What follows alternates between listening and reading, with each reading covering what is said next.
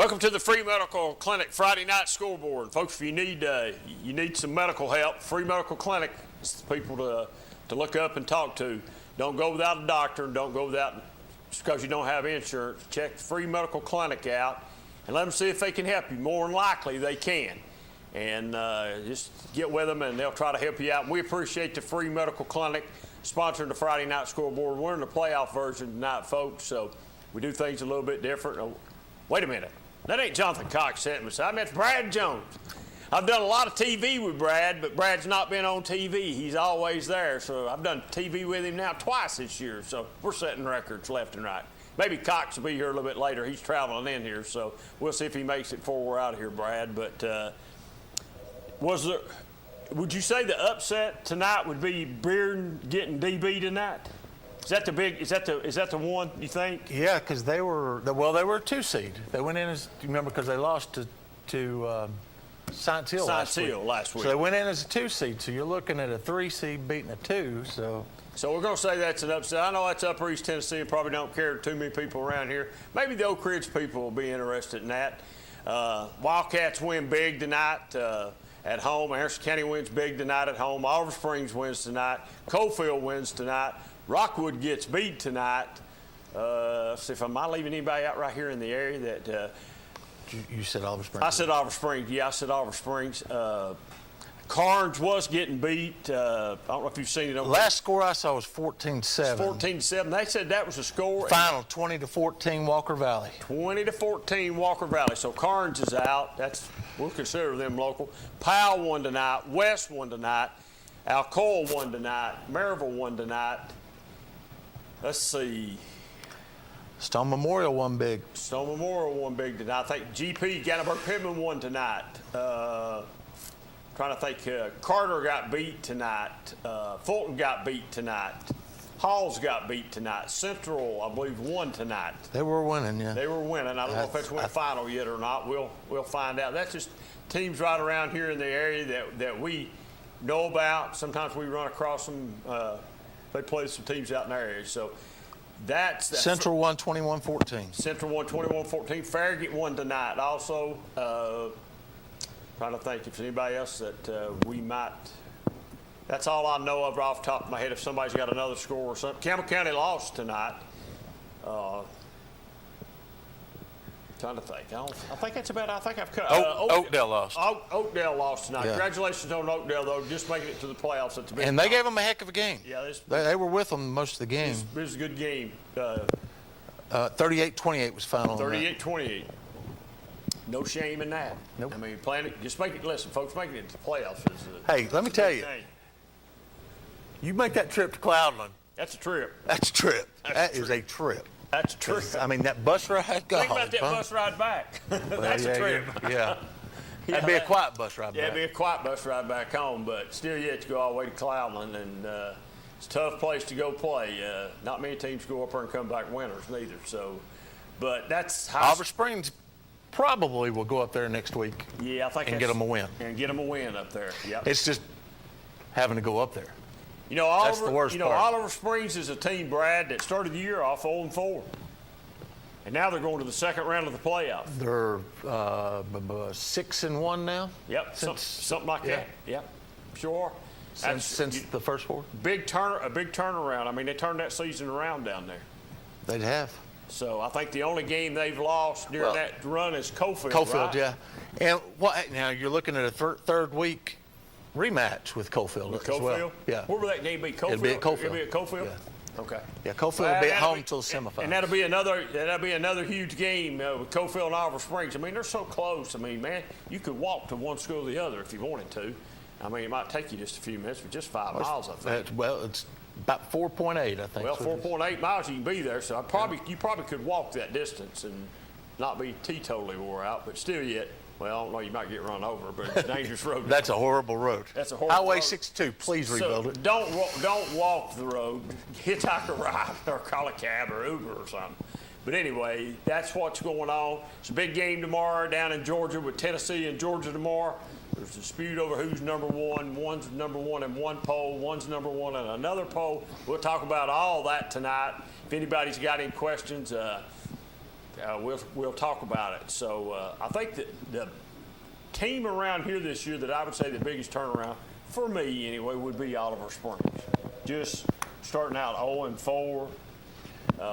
We'll talk to Tyler here in a little while, Coach Harper. Yeah, we'll see if we can't get the coach on the phone, and he's had a really good year. Let's see who we got here. That's a mayor. Quick, caller, you on there.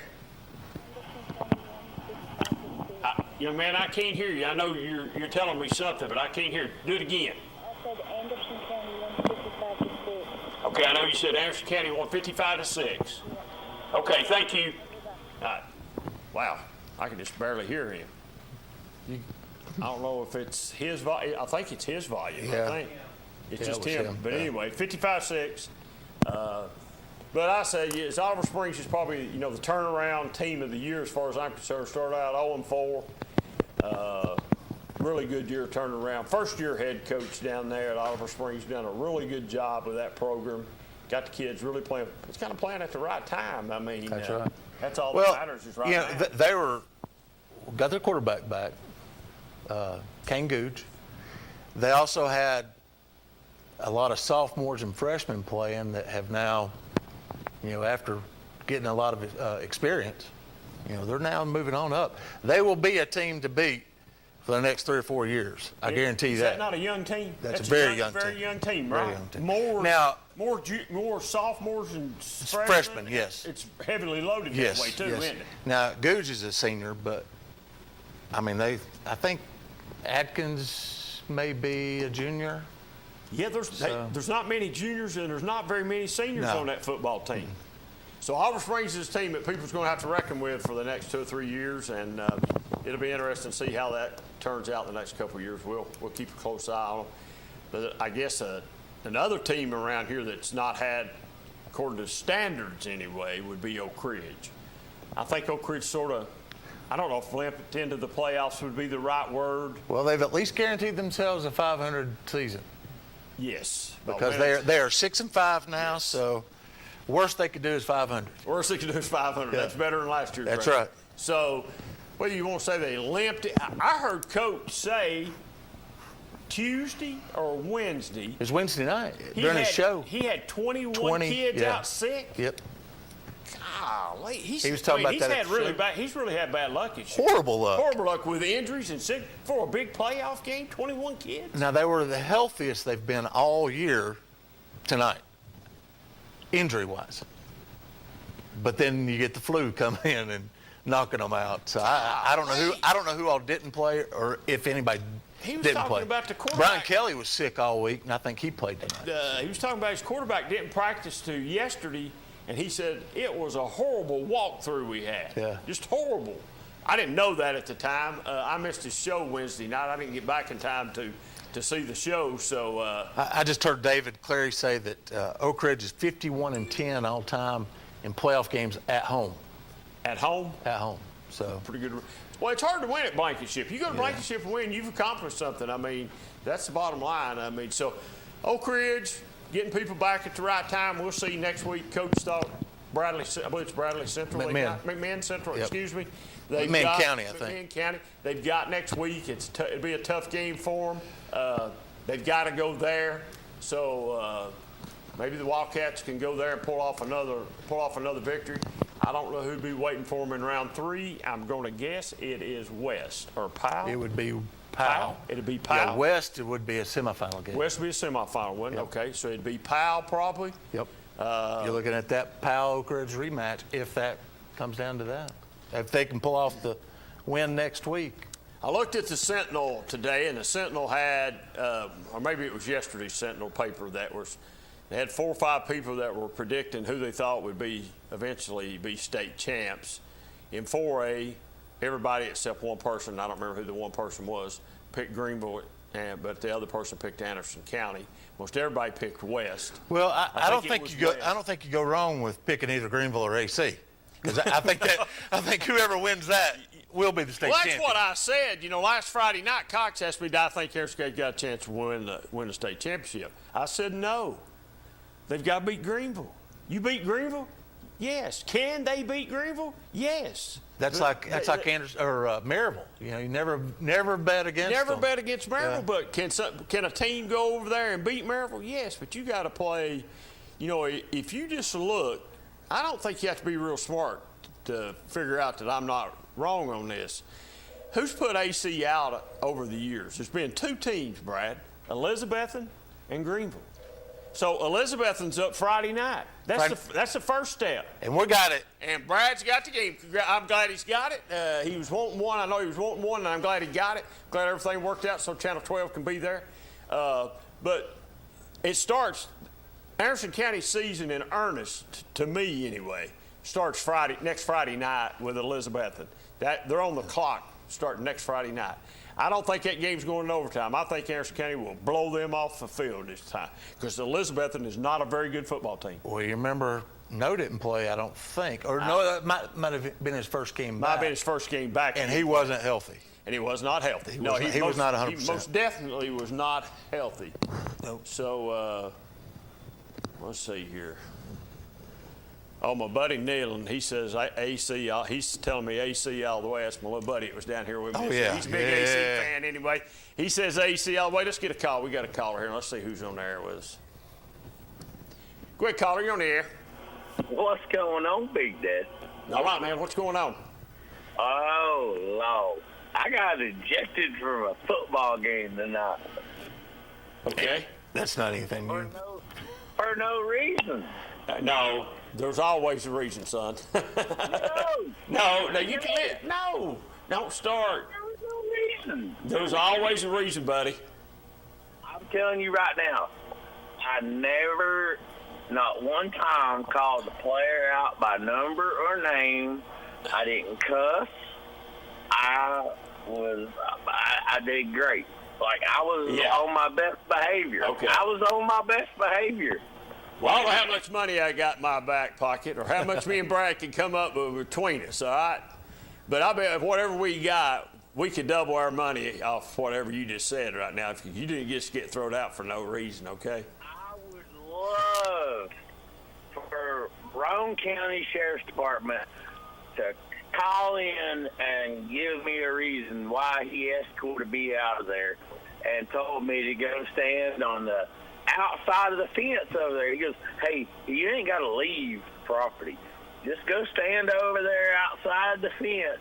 You see that opening? And I was like, yeah. He goes, if you'll go stand right over there, you're fine. You can yell and scream and raise a loud cane you want to. You just can't do it in here. In Oliver Springs, I assume. Yeah, he wasn't in Coalfield. You was at Oliver Springs, but you know they don't like you down at Oliver Springs no more. Hey, you know why? No, I don't know why. Because I thought Oliver Springs had a bigger chance of losing, and I knew Coalfield was going to blow North Green out. It was tight for about a minute. I want to see Coalfield and Oliver Springs in the third round of the playoff. I think you will. I think you will. Brad's already predicted that, I think. I think you will. So you're Oakdale gave Cloudland all they wanted tonight. I thought, okay, this team's got a good chance to beat Oliver Springs. I'm going to go down here. And I went in the locker room before the game, and Tyler grabbed me. And Tyler grabbed me and was like, And I was like, what? I was like, come on, man. Let me fire him up. Let me give him a little something. And he walked me all the way to the concession stand and all the way back. And he was like, dude, I really don't want you to do this. And I was like, well, Tyler, I love you, but here we go. And I was standing in front of an open door, and all the kids are right there. And I was like, oh, you fat kids, oh, you linemen, this game depends on you. Oh, you linemen. We run the football, we win. We run the football, we win. Right. I mean, I gave them hell. I'm sorry. But, I mean, I did. And then the locker room absolutely erupted. And Tyler turned around and goes, thanks. And I ain't sure Tyler didn't get me kicked out of that game. He might. I don't know. Well, man, the man told you he didn't want you to do it. Yeah, I don't give a. I love Tyler Harper with all my heart, but he was wrong. Well, I don't know whether he's wrong or not. Right? Apparently, you got kicked out, so that's all me and Brad need to know. So we'd have doubled our money. And Derek Jett didn't get kicked out tonight. Eric did indeed get told. I didn't get ejected. Like, I didn't get told I had to leave the property. I just got told to go stand outside the fence. That's the craziest thing I ever heard in my life. Well, did you? That makes me think it was Tyler more than anything. Did you what? Did you? Oh, I went over to the. I was on the visitor sidelines going back.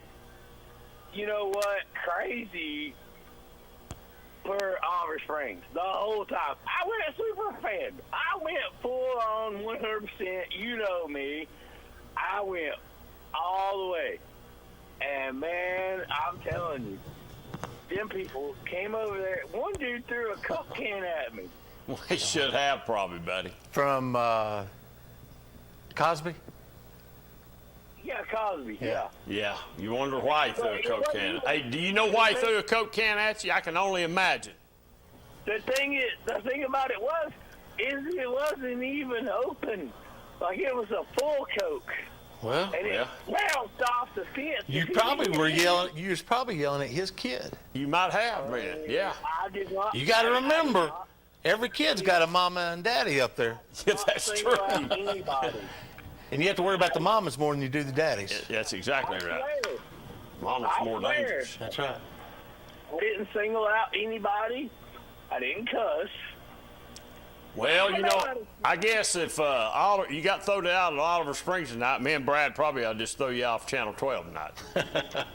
I'm still waiting on him to come over here and get that tattoo. He ain't getting that tattooed, actually. That's a bunch of bull. That's hot air talking right there, buddy. I know. That's hot air talking right there. You know, if Tennessee beats Florida, I'll do this in front of Tim Tebow.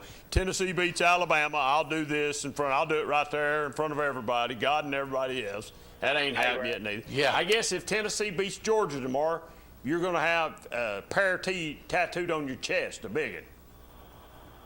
Hey, Brad. Yeah. I already said I would do it, and I will do it. Okay. If you Well, will, we're running out of time on the season. advertise it, son, and make some money off of it. Listen, our season is week to week. Hey, listen to me. Our season is week to week now.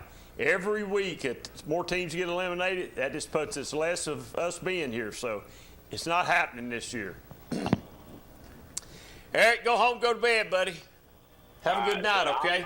I'm already home. Well, call us back later. Yeah, call us back later. See you, bud.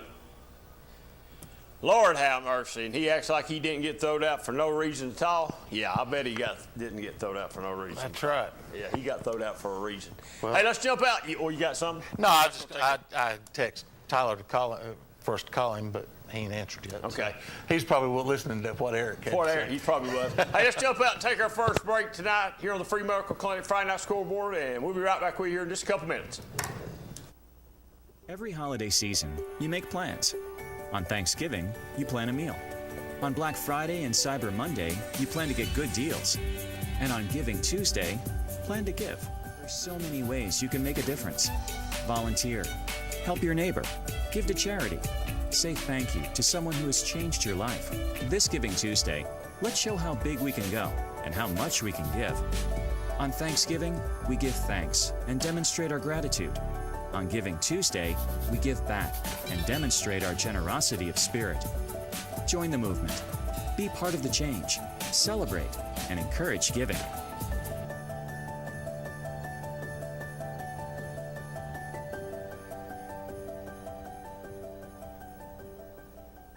I am a Simplicity dealer. This business is my life, my career. If you need a new mower, I'll help you choose the model that will make your property look its very best, and even let you take a test drive. When it does need service, you can rely on my factory service training and genuine parts. Because I don't just sell products, I build relationships. I am a Simplicity dealer. S.L. Bowman & Sons, 524 North Front Street in Rockwood.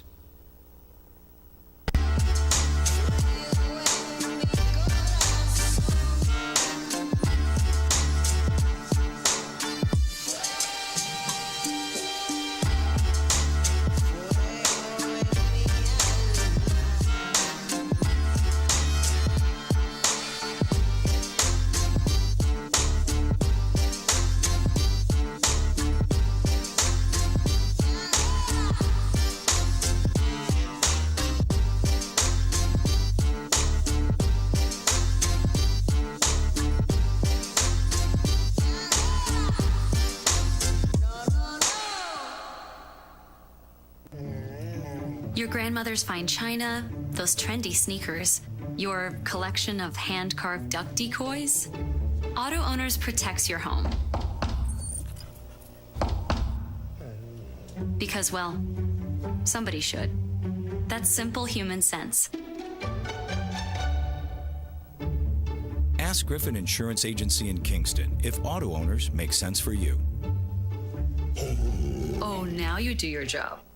On-Site Care, now located in Kingston, is accepting new patients. Nurse practitioner Candace Templeton has over 25 years of healthcare experience in offering management of chronic care conditions. On-Site Care offers free sports physicals for established patients. Plus, On-Site Care offers hormone replacement therapy with compounded pellets. On-Site Care accepts most major insurance plans and offers affordable self-pay options as well. Call 865-285-9588 to schedule an appointment at On-Site Care.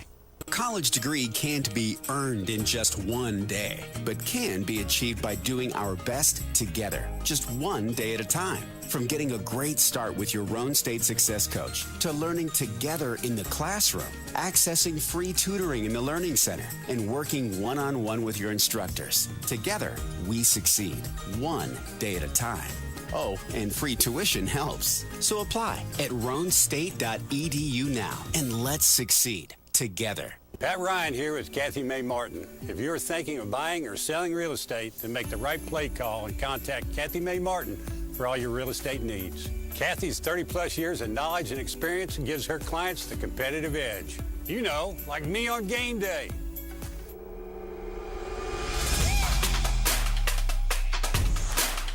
Kick is up and it's good. Kathy Mae Martin for all your real estate needs. Evans Mortuary has been serving the needs of families in and around Roane County since 1976. As established members of our hometown community, we understand the security of dealing with people you know you can trust. We build our reputation on this trust. The Evans family appreciates the confidence the community has expressed in us over the years and will constantly strive to earn that favor. Evans Mortuary, 805 North Gateway. Football is back, and OEB Law is excited for a season full of big hits, perfect plays, and those nail-biting near misses. If you've been injured, OEB Law will come to your defense and tackle any obstacles blocking you from scoring a full and fair settlement. Call OEB Law, 865-546-1111, and turn your red into a check. 1952. That's the year Hammers opened the first store in East Tennessee. Now there are 5 stores, and there's always something new. Like in Hammers' popular ladies' boutique department, you'll find the lowest price possible on new arrivals every week. Find similar deals in the men's department and the expanded rug department. Plus, special purchases always offer surprise savings. You never know what you'll find next at Hammers.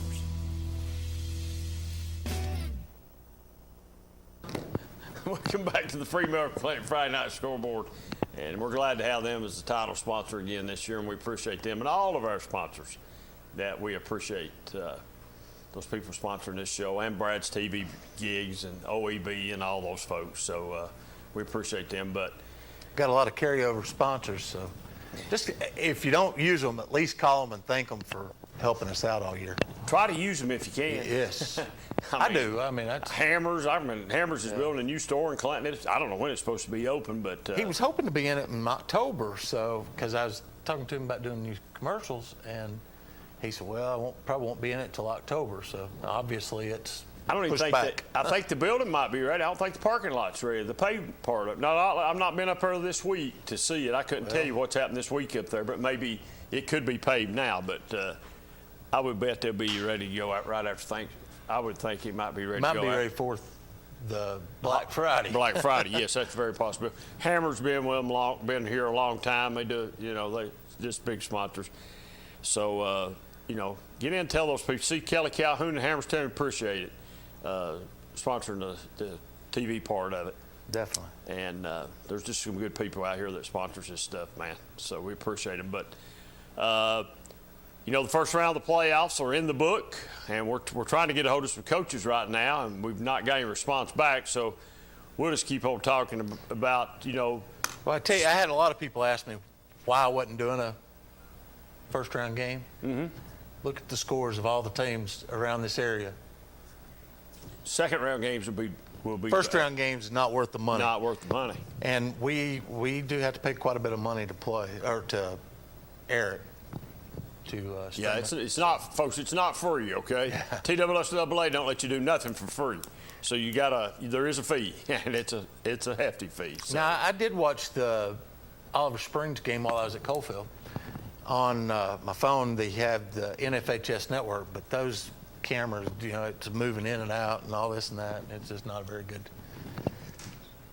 good thing. But if you don't have anything else to watch, that's all you got to watch. That's what you got to watch. That's what you got to watch. So I think Packard, I don't think Packard and them tonight had Farragut and Jeff County, which I didn't think was a very good game. Well, again, but you don't have a lot of choice to who you pick. So now Bearden and DB would probably have been a game for him to do. Yeah, but it was at DB. But he does a lot of games up in that market. He does Friday games up in that market. He does. Well, I don't understand why he didn't go up there. And then that way, to me, it would have made better sense. Been a better ball game. He would have made more money because you got two television markets. Two television markets, yeah, most definitely. So he, I don't know who they'll have next week over there. I didn't hear him say tonight. I didn't watch very much of it, just very little. But because I'm used to not being at the house during the playoff time, but I did get to watch a little bit of it tonight. So did get to hear a little bit of WECO tonight on 12 here, radio stuff, calling the game tonight. It's always good to hear those guys calling the game tonight. And but AC next week will have Elizabethan, and I'm going to bet Elizabethan's had that game circled since the regular season game, probably coming back for be the second time. That may be Coach Gillum there. So we'll see who you got. That, Chan? That may be Coach Gillum. Go ahead. Go ahead, caller. You're on the air. Hello. Hey, Coach. How are you? Doing good, Coach. How you doing tonight? Doing well. Hey, Coach, a big win tonight for the Mavericks. Looking to move on into the second round, and it looks like you'll move on into the second round. Somebody you've not played very much over the last 4 or 5 years, Elizabeth. Yeah. Do you know anything about Elizabeth? Do you know anything about him, Coach? Is there anything? Have you got any film on him or anything? I tell you, I've probably watched more film of Elizabethan this year than I have of us. Yeah, it won't. Whoever wins that game, it won't be because anybody surprised anybody for sure. It'll be who blocks and tackles better next Friday night. Both teams will be, it's got to be somewhat of a rivalry between the three of us, Elizabethan and Greenville, and it's pretty intense games. So the physicality and the emotion is just off the chart, but it'll come down to who blocks and executes better. Any of us three could win any given night against each other, but it's going to be a tough one. Now, Coach, earlier in the year you played Elizabethan, and they came to your place and played, and the game went in overtime. Are you going to make some correction? Is there something that you've seen in that game that you needed to correct, or is it just continue on playing Harrison County football? Well, I think the good thing about us this year offensively is we have the capability of doing a lot of different things. O-line's been awesome, running backs are awesome, receivers have been great, and Walker Martinez has just been off the charts good. And we need to congratulate him on being named a semifinalist for Mr. Football. Yeah, he's had a fabulous year, and almost been just flawless. And I hate that things come down to stats with awards like that, but I know that's a part of it. But a kid like Walker's stats he's so much bigger than those stats. The control we give him at the line of scrimmage and setting protections and checking plays and even the run plays. And then, our passing game isn't throw a bunch of fast screens and flip a jet sweep forward for passing yards. Our passing yards, this kid's driving the ball downfield in deep windows over and over again. And, typically he's getting 20 to 25 throws a game at the most. And he's going, 22 to 23, 19 to 23, for 300-plus yards, 4 or 5 touchdowns, and usually no picks. Those are pretty impressive stats. And, a lot of our games he's out at halftime in those big stat games. So I know stats are a part of it, but what he's done to orchestrate the offense and the way our team plays, he's really a lot bigger than those stats. I know I got sidetracked talking about him there, but when we played E-Town the first time, to be honest, we probably played the worst half of football we've played all year. That first half, they were up 21-7 on us. Now, a lot of that has to do with them. They're extremely physical, very well coached, tackle probably better than anybody we've played. About the second they make contact with your ball carrier, you're going down, play in, play out. But we had a lot of miscues on the OL. Their scheme was, I wouldn't say exotic, but it was a little different. And we were still young on the OL, and it wasn't our ability physically, but it was miscommunication at a couple of slots.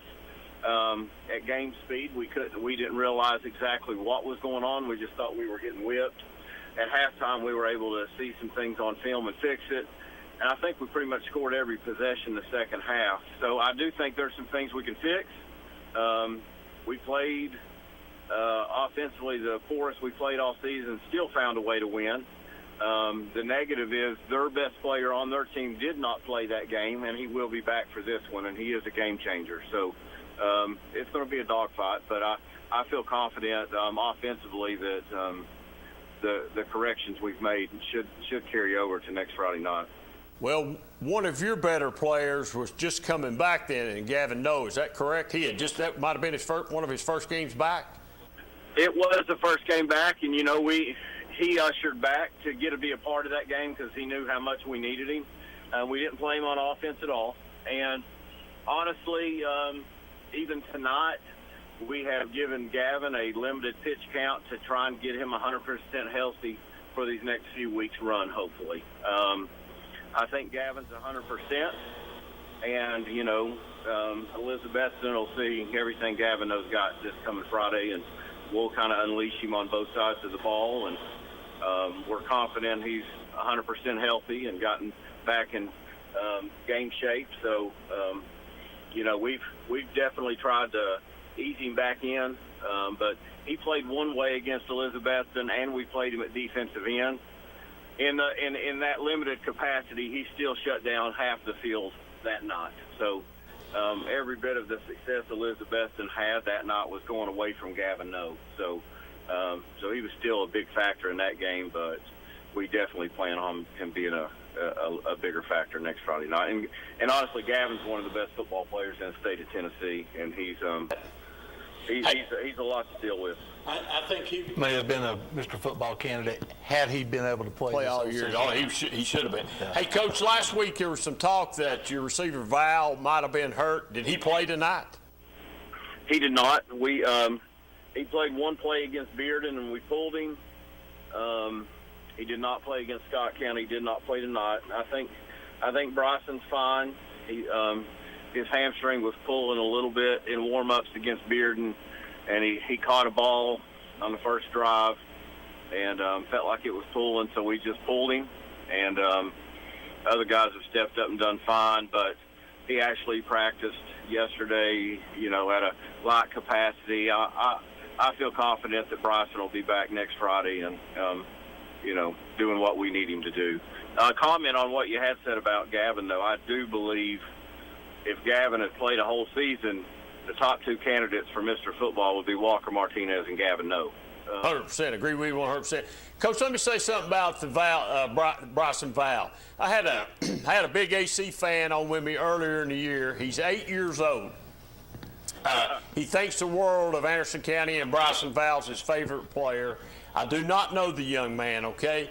I have more respect for that young man than you can imagine, because he called in on the show and actually talked to Neelan Bray here on the show, and it made the young, he sees, Neelan talks to him all the time, but I just thought for that young man to have just played in a high school football game and take time out to call Neelan and talk to him here on the show, that's a special young man in my book. And that was at Carter, wasn't it? Yeah, I believe it was. I don't remember when it was, but he did call, and I just think that just goes to show what type of players you're coaching, Coach. He must be a good young man. I tell you what, we're so blessed. We got so many good kids, and Bryson, he's head of the class. But him and Gavin and Walker and Nick Moog, they go to these kids' games, and they were young kids in our community at one time. And I don't know if anybody personifies it more than Gavin, but I remember Gavin as a 5-year-old on the sideline, ball boy. This is something our kids have dreamed about getting to do and be a part of, and running out of that tunnel and since they were little, and they remember when they were young what it was like when the Chad Blakeleys and guys like that were playing for us and were heroes to them. And these guys have taken that to a new level about being just ambassadors for our community and Anderson County football, and what football is really meant to be for a community, a platform to mold young men and give back to the community. And man, I could tell you in our little neck of the woods, and it don't mean anything in the grand scheme of things, but those guys are our Peyton Mannings, and they're so good to these kids. They're making a difference in lives with our youth up there at CRCS and just in our schools. These boys, I wouldn't coach anywhere else. I'll give you a second and an amen on the Val young man. He's impressed me. Like I said, I don't know him. I know he's a good football player. I do know that about him, but I just thought it was really neat for him to call and talk to Neelan and let him and Neelan have a conversation here. I just thought it was really neat, and that made Neelan's night down here when he called him. Yeah, there's so many kids in our community that just they look up to Bryson as a hero. But Bryson, he's such a good kid, man. When he's not in, he coaches the other young kids on our team. He's such a good teammate. There's, we are fortunate, but he is special. I think he knows the success he's had and how much that means to these young kids. And I don't know how many kids that feel just like Neelan know that they just think Bryson Val's the greatest thing in the world. And, I heard that. All right, Coach, Brace, you got anything else? Well, I was just going to ask if everybody else is healthy, if the line is healthy. And I think, getting Gavin back to full speed is a big deal. The line, thankfully, really the last couple of weeks we've kind of went more air raid just to kind of make sure that we didn't play too physical in the box with these games to try and be healthy going into E-Town. But the O-line, I tell you, man, they've been awesome. The D-line's been awesome. They're all healthy. If Bryson's close to 100%, this will probably be the healthiest we've been this year. Now, I did have Jermaine Allen roll his ankle early in the game tonight, our top corner, but he said he was fine to go back in, but, with the situation, there wasn't no need to put him back out on the field. So he'll rehab, and probably we'll get him back out and practice probably Tuesday evening or Wednesday. But he'll be out there just doing mental reps till then. But I expect us to be completely healthy against E-Town. I know they're the healthiest they've been all year, so it should be a classic game, and we're fortunate to get through that one. It'll be an even bigger game the next week, you know. Well, we're looking forward to being up there next Friday night doing the game. Hey, Coach, let me ask you another question. I know for years you've been preaching that your team needed to be more physical. Physical, you thought. Do you think you've reached that point now? You know, I think we have as a whole. You know, I'll just tell you, Greenville and E-Town, they set the mark in 4A football for physical football. We've had physical players and physical teams as a program. Those guys have done better than we have. I think as a whole, we've matched it between the tackles a lot of times. But their skill players have maybe not been as finesse and talented as us at times, but they've been more physical. Right now, that's the gap we're trying to cover. I think in the box, I think we're as good and physical as anybody. We've dominated the line of scrimmage against teams like Bearden, who are dominating the line of scrimmage against teams like Farragut and even Maryville. So I'm very content with where we are in the box. You know, it's going to be important playing teams like Greenville and Elizabethton that are going to run quarterbacks, that our secondary are secure tacklers and those type of things. So, you know, there's a little bit unknown there. But I do think we've covered the gap as a program. I think, you know, Elizabethton played a physical brand of football when we played them last time. But once we correct some mistakes, we really dominated the line of scrimmage and that linebacker level. But their DBs, they get involved in the run game too. So, and this is things we've been talking to our kids about the last couple of weeks. You know, if you want to win a state championship, receivers are going to have to make blocks, play in, play out, because their guys are going to fit fast. If we can do those things, we win the game. Coach, I'll leave it at that. I'll let you enjoy the victory tonight. Get ready for Elizabeth the next Friday night, and go get you another W, buddy. All right, thanks for having us. All right, thanks Coach. It's Coach Davey Gillum, Anderson County Mavericks. Probably one of the hotter teams around here right now, Brad. I agree. Let me know. Great chance to make a huge run at, and you know, I think we know what Anderson County. They know who's in front of them. They know what they have to do. They do to get to the next step that they want to take. And you know, they know that it's every year that's going to be 1, 2, 3. I mean, they're going to have to play. He said Elizabethton and then Greenville. He basically said that tonight. It's become a rivalry between us three. Right. So they know what's. It's not like anybody's going to sneak up on them and.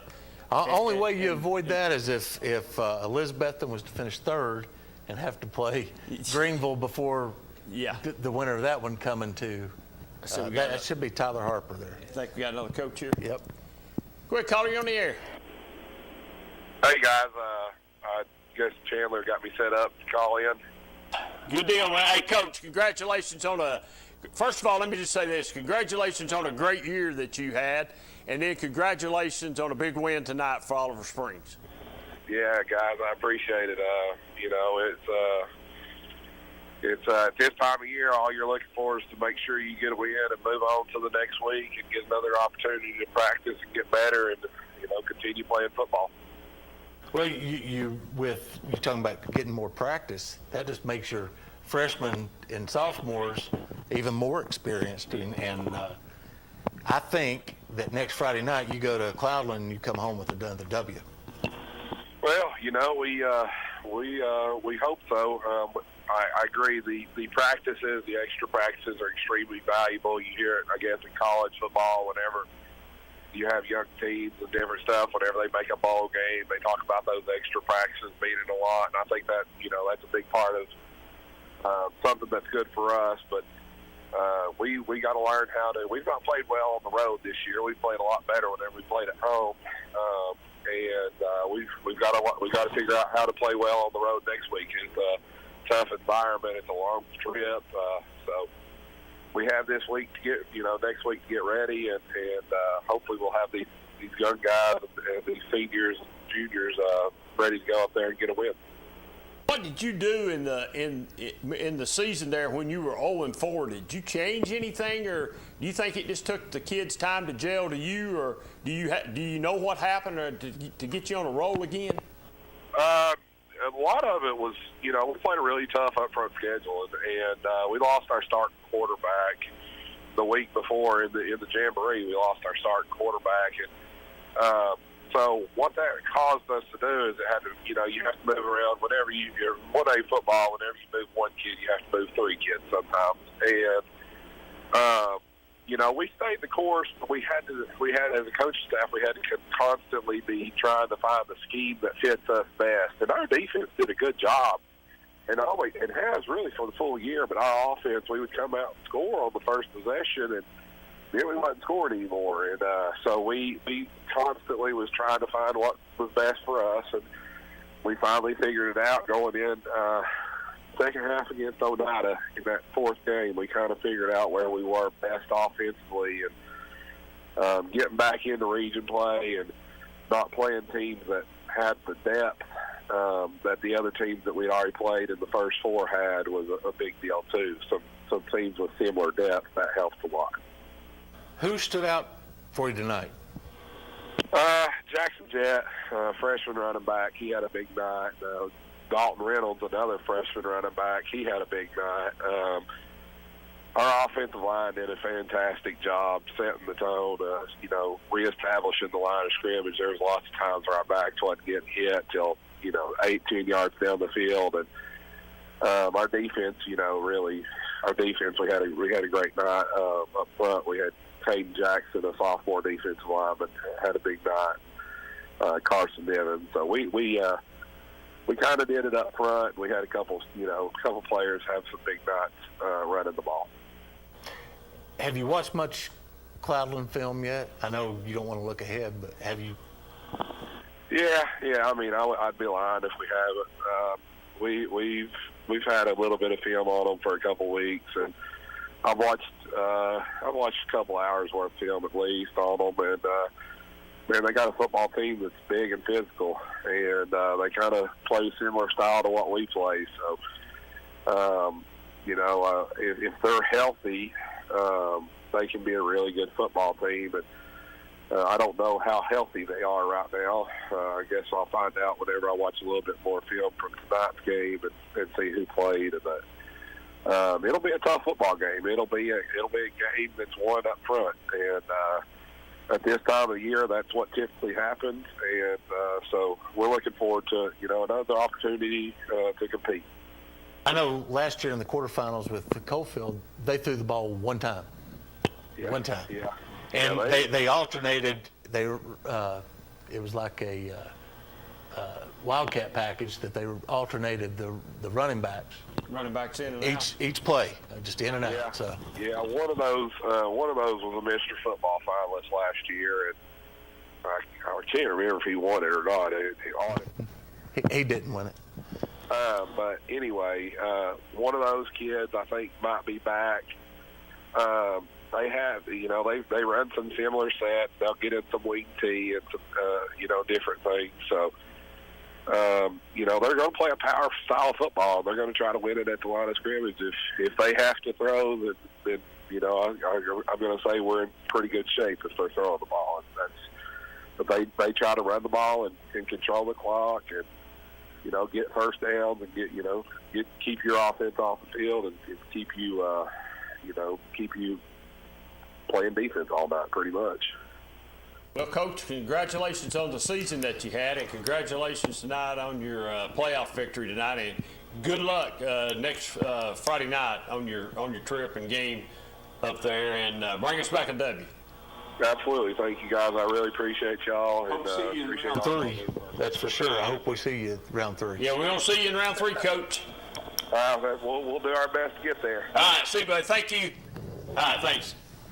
Coach Oliver Springs calling in. We appreciate you calling in after a big, just from a turnaround in a season. I mean, 0-4 and then wind up in the playoffs, win our first playoff game, and he's got them rolling. And not only what's really dangerous, Brad, He talked about all freshmen tonight. I know. And freshmen. I tell you, I told him the other night, I was like, it's scary to think how good they're going to be in the next 2 or 3 years because, I mean, so young and talented. Yes. Not just young, but they're talented. Who played well tonight? Freshmen. So, all right, let's jump out and take another break, and we'll be right back on the Free Medical Clinic Friday Night Scoreboard. Football is back, and OEB Law is excited for a season full of big hits and those nail-biting near misses. If you've been injured, OEB Law will come to your defense. Call OEB Law and turn your wreck into a check. 1952. That's the year Hammers opened the first store in East Tennessee. Now there are 5 stores, and there's always something new. Like in Hammers' popular ladies' boutique department, you'll find the lowest price possible on new arrivals every week. Find similar deals in the men's department and the expanded rug department. Plus, special purchases always offer surprise savings. You never know what you'll find next at Hammers.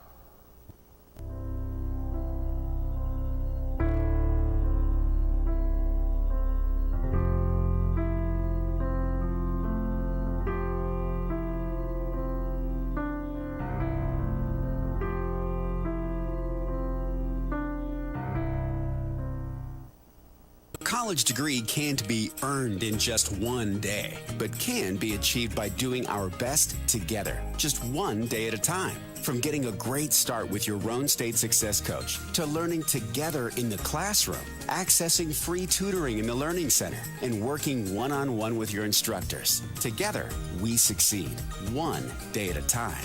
Oh, and free tuition helps. So apply at roanstate.edu now, and let's succeed together. Pat Ryan here with Kathy May Martin. If you're thinking of buying or selling real estate, then make the right play call and contact Kathy May Martin for all your real estate needs. Kathy's 30-plus years of knowledge and experience gives her clients the competitive edge. You know, like me on game day.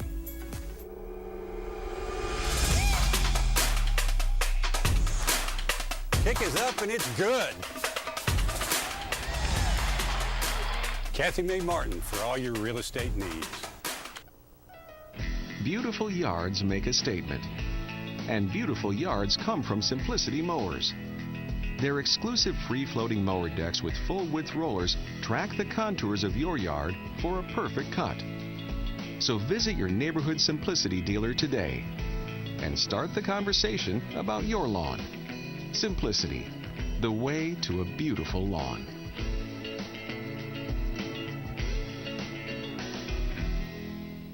On-site care, now located in Kingston, is accepting new patients. Nurse practitioner Candace Templeton has over 25 years of healthcare experience in offering management of chronic care conditions. On-site care offers free sports physicals for established patients. Plus, on-site care offers hormone replacement therapy with compounded pellets. On-site care accepts most major insurance plans and offers affordable self-pay options as well. Call 865-285-9588 to schedule an appointment at On-Site Care. You've dreamed about the perfect house, a place to call your own, and a place to not only stretch out, but to grow. Auto Owners protects your house because to you, it's home. That's simple human sense. Ask Griffin Insurance Agency in Kingston if Auto Owners make sense for you. Happy to help, man. I was just over there talking to myself anyway. Evans Mortuary has been serving the needs of families in and around Roane County since 1976. As established members of our hometown community, we understand the security of dealing with people you know you can trust. We build our reputation on this trust. The Evans family appreciates the confidence the community has expressed in us over the years and will constantly strive to earn that favor. Evans Mortuary, 805 North Gateway. Football is back, and OAB Law is excited for a season full of big hits and those nail-biting near misses. If you've been injured, OAB Law will come to your defense. Call OAB Law and turn your wreck into a check. Welcome back to the Free Medical Clinic Friday Night Scoreboard, and we're in playoff mode here at Channel 12. And if you want to give us a call, if anybody's got a question they want to ask about a team that won tonight or lost tonight or just whatever, 483-8112, give us a call and we'll try to answer your question and tell you what's going on. We will be here next Friday night in the studio for another week. I couldn't tell you about week 3 yet. We probably won't make that decision around here till next week, after next Friday night, whether we'll be here in week 3 or not. Depends on what happens. So as we've said before, as we get in the playoffs, it just gets, the teams get thinner and thinner and thinner, so we'll run out of, and depends on where teams are playing too, how far off they are. So, but Brad, one of the biggest games, I'm gonna say in the country tomorrow, is going to take place in Georgia. Did you think you would ever say again in your lifetime that Tennessee would be involved in that biggest game ever? No, I really didn't. You know, I thought Josh Heupel might have a good year this year. I wouldn't dream in 8-0. Now I'm gonna just be honest, okay? I wouldn't dream in 8-0. I really wouldn't. I thought maybe 6-2. Because I really thought maybe 5-3 even. I really thought maybe LSU. I thought Tennessee might get Florida, just because they said Florida was not that good, and that's turned out to be pretty much the case, I think. Mm-hmm. But we might have got LSU at the right time, playing them earlier on in the year, because LSU's playing pretty good football right now. We'll see what they've got tomorrow. But you know. No, I didn't think Tennessee would be 8-0. I was really shocked the other night when they were number 1 in the country in the college football playoff part of it. I figured they might be 3 or 4 maybe. I really just didn't think they'd be number 1 though. And but if you look at the record, I mean, if you look who they played, they probably deserve to be number 1. Yeah, I mean, a lot of the teams, were in the top 25. Pittsburgh was what, 14 or 17, somewhere in that range, and of course. It took us overtime to beat them. We got to think back that early on that, it took a little bit to get going. Defense at that time was just horrendous. But now I think the defense is playing pretty darn good. Defense might be almost playing as good as the offense. At times they've really improved since they're still giving up a lot of points, but I mean, as long as you keep the team that you're playing lower than your, Well, it seems like we're getting off the field now on third down sometimes. Earlier in the year, we couldn't get off the field on third downs. We couldn't get to the fourth down. I mean, we just couldn't get to fourth down. We couldn't stop them, so we're doing that now. You think it'll be a high-scoring game tomorrow? You think it's high-scoring? I don't know. I mean, Georgia's defense is pretty darn good, and I didn't think they'd hang 52 on Alabama. I'm just being honest with you. I mean, Alabama's defense is not that good, I don't think. No, I don't think they are neither. So, I mean, especially to be loaded with 5 stars. Kind of like Texas A&M. Yeah. As Kiffin said. Man, that program right there is in shambles, just like the Auburn program. And the only difference is they can't afford to buy Jimbo Fisher out. I think, $28 million, something like that? Yeah, they can't afford to buy him out. Well, they may. Well, they might have to get in some. They might have to get in some of them owners' deep pockets out there in Texas to get him. But man, what a payout! I mean, what a buyout he's got. If they told me he's going to write me a $28 million check, I'd probably just say write it and I'll go on to the bank. That's right. Maybe get me another gig someplace else. I mean, I just don't understand college football that, where you get rewarded for being bad at your job. It's unreal. It really is. I mean, it's unreal. So, and think about what we're getting ready to see with Heupel. We're getting ready to see the Brinks truck back up to his door there. So. Well, they're going to have to pay him to keep him. They're going to have to pay the assistants, if they're going to keep any of them. Yes, they're going. I mean, everybody you're over there. You're going to lose some people next year. Everybody over there is going to have to get some pay increase and hefty ones. Yeah. They're already saying that the guy that's, I think his title's offensive coordinator. I can't remember his name. They already say he could possibly be a candidate for some jobs already, head coaching jobs. There's some talk. I don't know how much he is actually calling plays, I understand that. But I understand too, and I don't think he's quite as high as what Tim Banks makes. I think Banks is pretty high.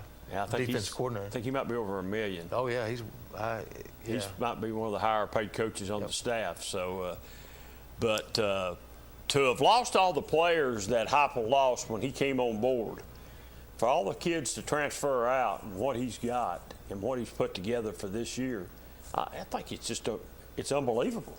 It's almost like a storybook. Exactly. It's just like a storybook. I mean, it's hard to believe. It is hard to believe. And this goes back and shows you the coaches that were there brick by brick, saying, you got to give us time. You got to give us time. You got to give us time. 2 years. And like you said, we had 28 players in the portal when Pruitt was fired. And look at the players that were in the portal. What caliber of players that was in the portal? Mm-hmm. I mean, there were some pretty good players that went in the portal that left Tennessee. I mean, they left them high and dry, left the Tennessee program in really bad shape. Well, it might not have been as bad a shape as I thought anyway. But Heupel's done an amazing job, man. He's done well in the portal also. If I had my hat on, but if I'd have had it on, I would have tipped it at him because he's done a really good job this year. Him and his coaching staff has done a really good job. And have you ever noticed, I mean, have you ever seen the man lose his temper at all? He doesn't get too hyped up about it. Nothing. He's pretty even keel. I cannot believe that he never gets red-faced, never gets, a pissy look on his face because he does get just a little bit on the sidelines, animated a little bit, but not much. Right. Not like some of these coaches out here that you see. I mean, if there's a call, he does voice his opinion, but it's not the ranting and raving that you see from most of them. Pruitt, you thought would have a stroke over there. Yeah, Pruitt would have a stroke over there, but he's pretty cool character, and I think his team. You can see a lot of that in his team. His team's pretty cool too. Hooker's got to be the calmest guy that I know to be quarterback, just to stand back there in the pocket and see it all coming down around him, but to still stand there and make that pass and it be complete. I just think it's simply amazing. The game has slowed down so much for him. He's really seeing it well right now. But what I don't understand is how open Jalen Hyde is getting during the game. What is he doing that's getting him so wide open? They've got some. They tried to show that play that they run where they've got two receivers where they switch, and one of them does one route across the middle, and the other one does just like a post route. And if the safeties are doing something, it's open, and and the quarterback knows that whether they play down or not, and that's the key to it. So if the safety plays back. If the safety plays back, the other route is open. Right. If the announcers are catching this, why can't coaches find a scheme to stop it? That's a good question. I mean, if his offense is that effective. It's a real good question. That means, as long as you've got the people to run it, you're going to be good for a while. You hope. He's got some quarterback coming in. I ain't trying to say his name. Nico. That's all I can say. He's a top-rated quarterback, one of the top-rated quarterbacks in the country. And he's in Knoxville almost every weekend. Yeah. And he's in California. I would think that all this is doing is just putting Tennessee back on the map recruiting-wise, and it's really helping him in recruiting. And he's already doing a pretty good job recruiting anyway. Think if you're a recruit and you come to Neyland for that Alabama game. Unbelievable. How would you not go in there and say, Coach, sign me up now? Yeah, where do I sign? Can I go ahead and sign now? Can I go ahead and commit now? I want to commit now, but, so the atmosphere over there, I've heard different people say when you leave the ball game, you've actually got a headache because it is so loud in there and everything is so loud. It just wrecks your brain that it's the loudness of the way and what's amazing, selling out all the games they've been selling out, even against opponents that they shouldn't sell out. That's normally they give tickets away to people to get youth football and stuff, basically like Tech or somebody. If they play, no, those games are sold out. Yeah. People are buying all those tickets. That's what's unbelievable. And I saw an ad the other day where they're selling, they're wanting people, sign up now for your season tickets next season. That only makes it even better. Yeah. And think about Tennessee sports. I thought about this the other day. You got a nationally ranked football team. Mm-hmm. Prior to that, you had a nationally ranked baseball team and a nationally ranked basketball team. Probably one of the best baseball teams around ever. And, I mean, they didn't fulfill going to the World Series, but daggone, they were good all year. Well, that's what I'm saying. They're good. I'll tell you who else they're going to have to pay, too. Danny White. Yeah. They are. He's going to get a boost in pay, too. Now, he said something, I think my days run together, Wednesday or Thursday, where he made an announcement that they got more information from the NCAA about NIL, which means that they can do more for the student athletes now. So, and if you saw today, Hooker signed with Mercedes of Knoxville. He's their new sponsor or new spokesperson. Yeah. So he got him a new Mercedes. College football's turning into like the It's pros. pro. It's pros. Yeah. It's the pros, man. It's just turning into like the pros. So I don't know about the game tomorrow. I'm afraid. I told Ron Meredith that I call in every Friday, and we talk high school football. Ron's a big football fan. We talk every Friday, and I'm afraid to pick.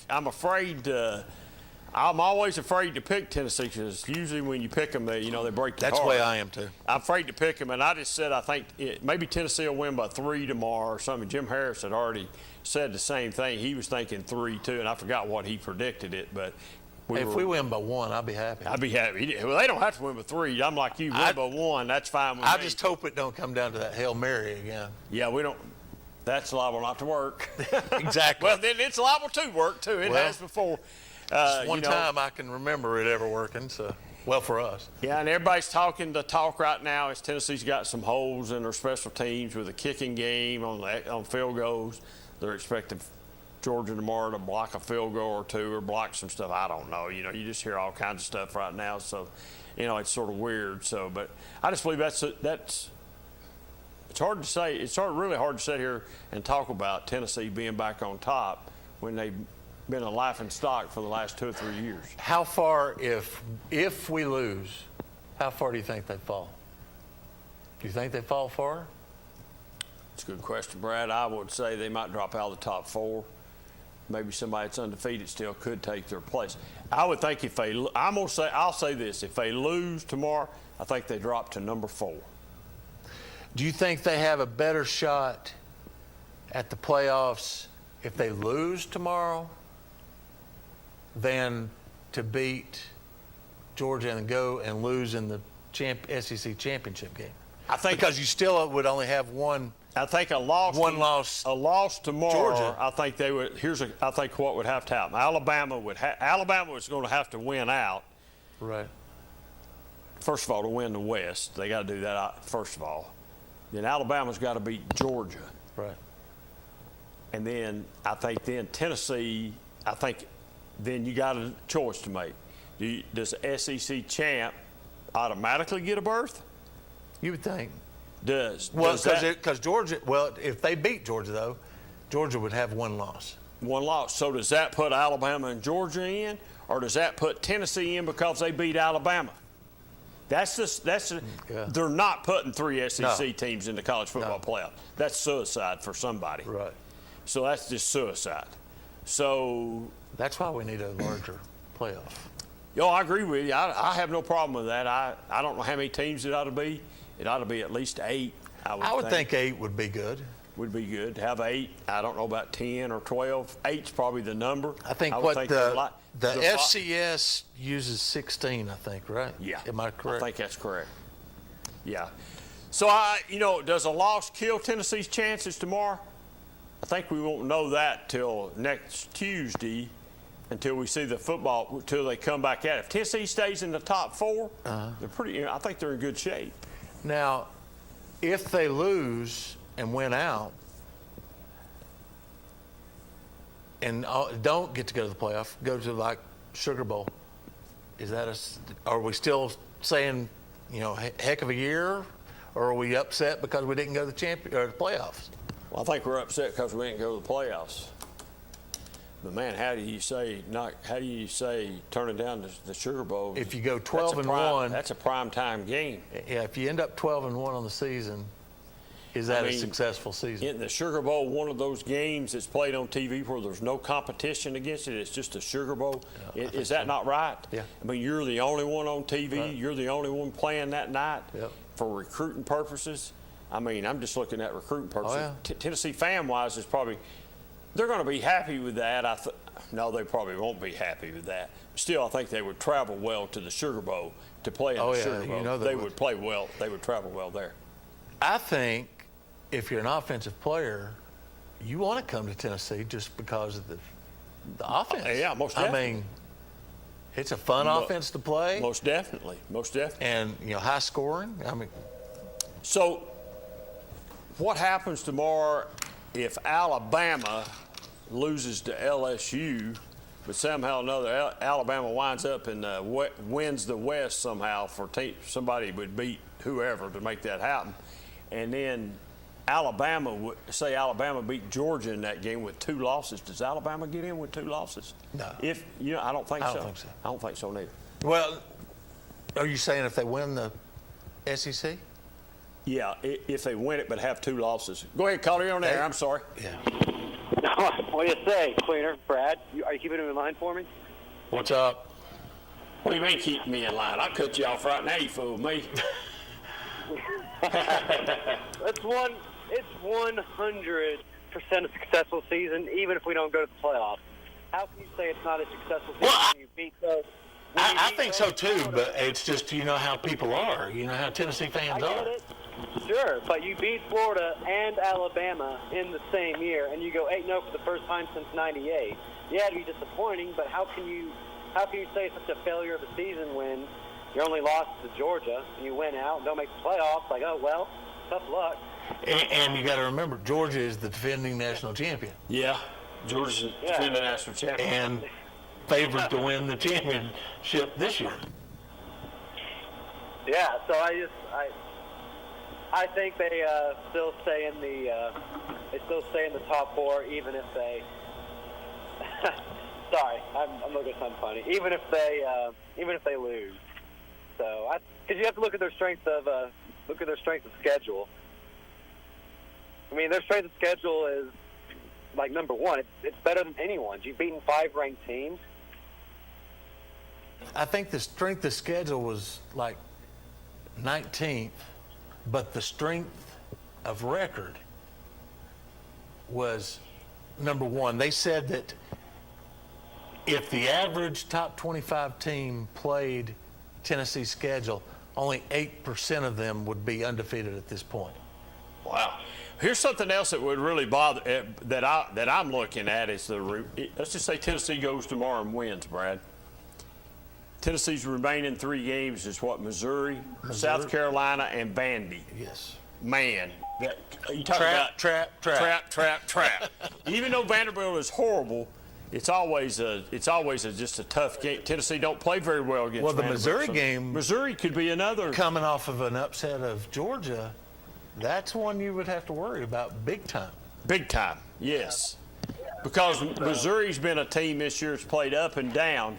Played good one week, bad the next week. South Carolina, same MO. Yeah. Same MO with South Carolina. Vanderbilt, not as much maybe, but the first 2 games there would be just Trap City, USA. Hey, Cody. Yeah. Did you go to the game tonight? I did. Tell us about it.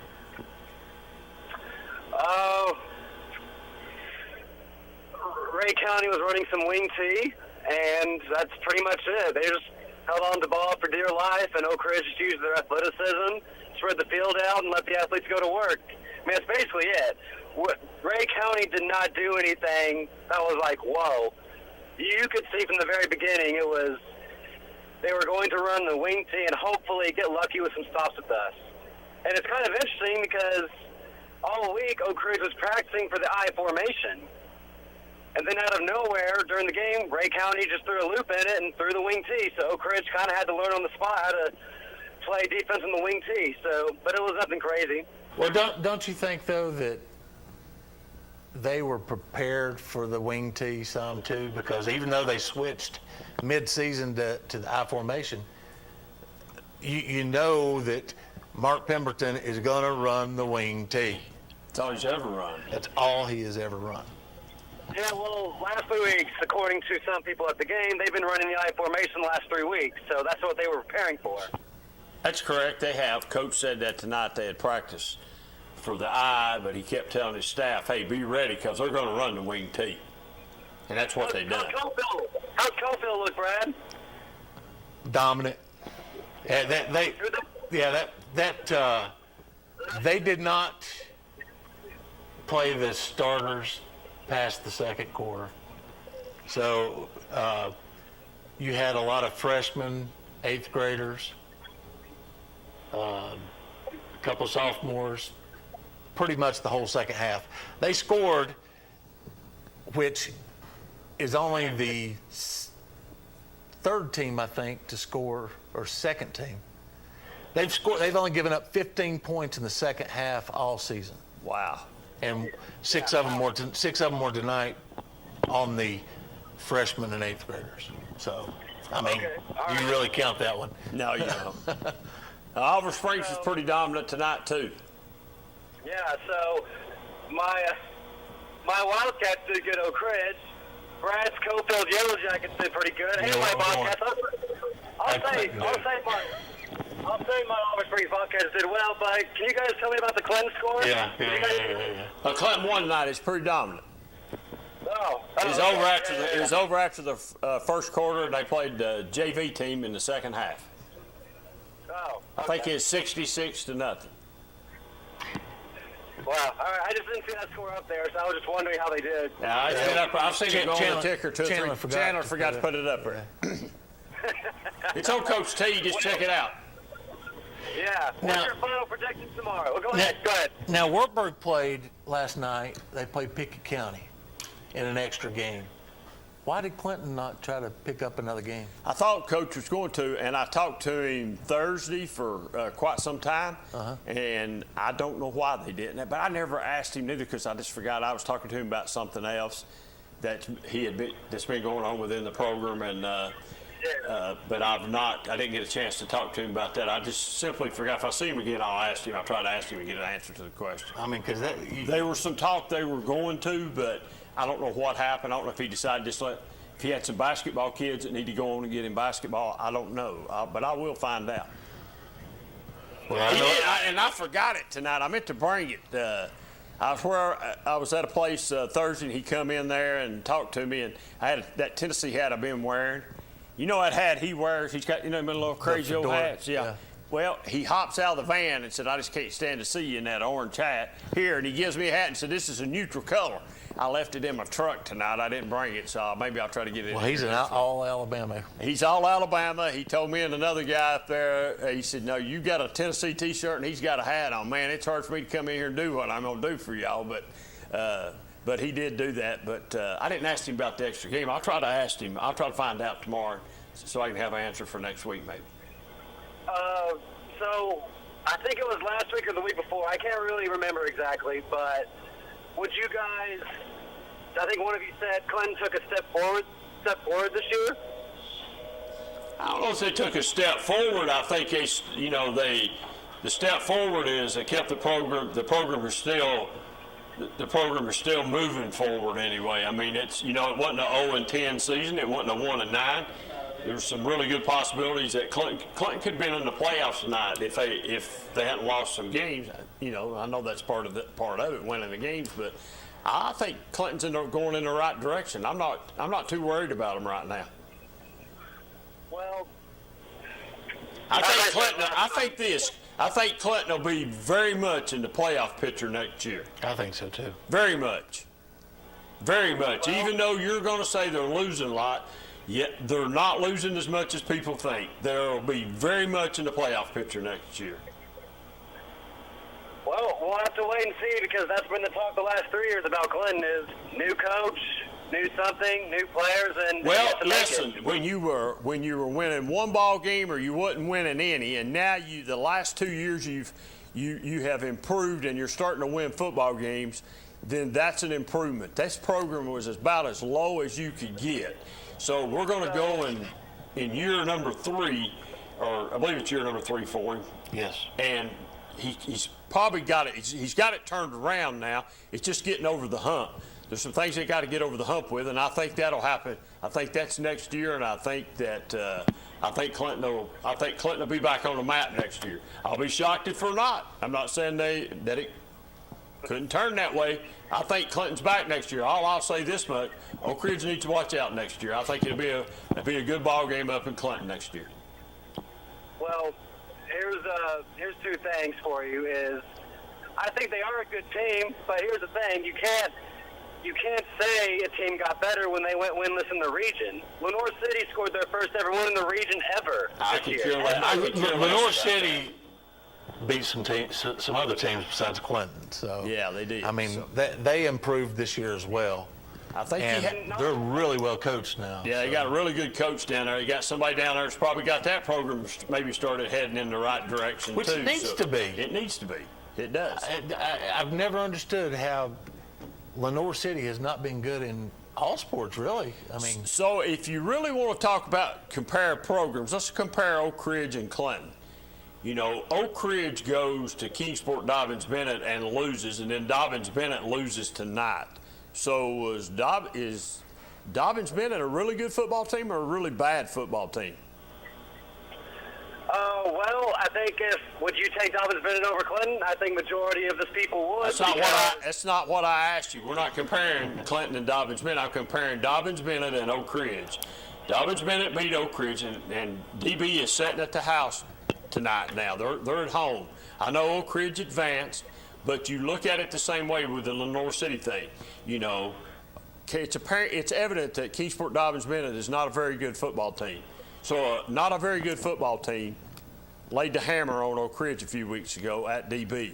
So they didn't lay the hammer. Yeah, they did. They laid the hammer on them. They laid the hammer on them. It was a close game. It was somewhat close. Maybe if we played Austin East like Clinton does, we'll get a couple more wins in there. Well, or maybe we could schedule the Tennessee School for the Blind. Well, maybe you could. Maybe that's who you ought to play. If we lower our standards like Clinton, I guess we have to. I guess we have no other choice. I guess.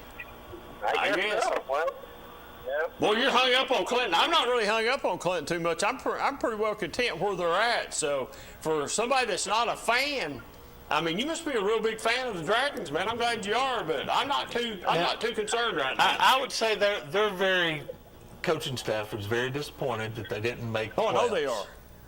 But you can't tell me that you watched the Clinton team this year and don't think they improved from last year. I agree they improved, but at the end of the day, what's the record saying? Who have they played? All their wins are against losing teams except Gibbs, and that was a good win. And I've already come out on the record and say I like Coach Keith.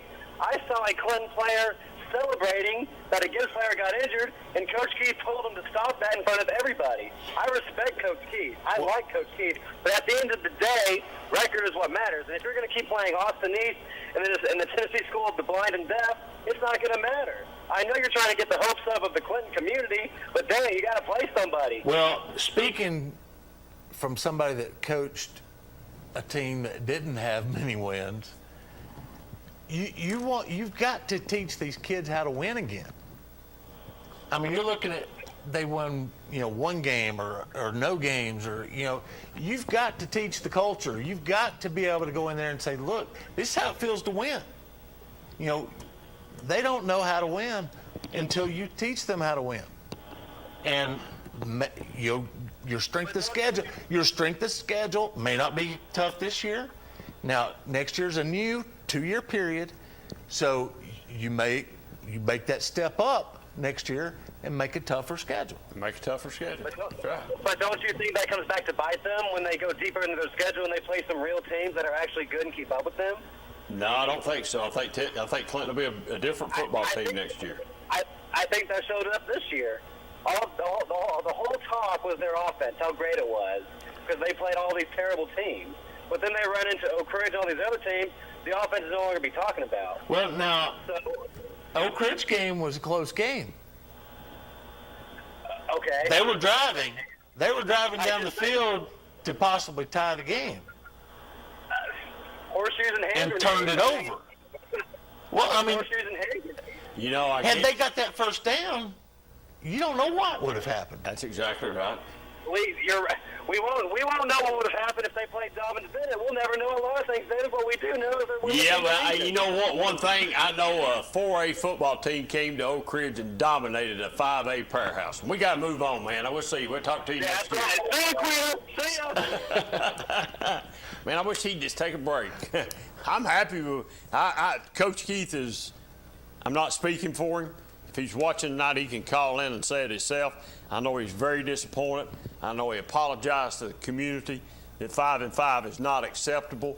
I think he realized that. I think he knows expectations not only for himself were really high this year, but for the Clinton community, he felt like they were really high, and he just felt like he didn't have a very good year this year. I understand all that.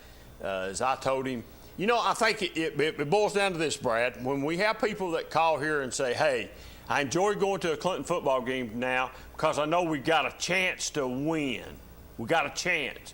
Before, we didn't have a chance to win. Right. I knew when I went, we didn't have a chance to win, but I went because I'm a fan. I went. We've had calls like that this year. Right. So that tells me the Clinton program's, whether he wants to believe it or not, it's headed in the right direction. I don't care what you say. You've got to have,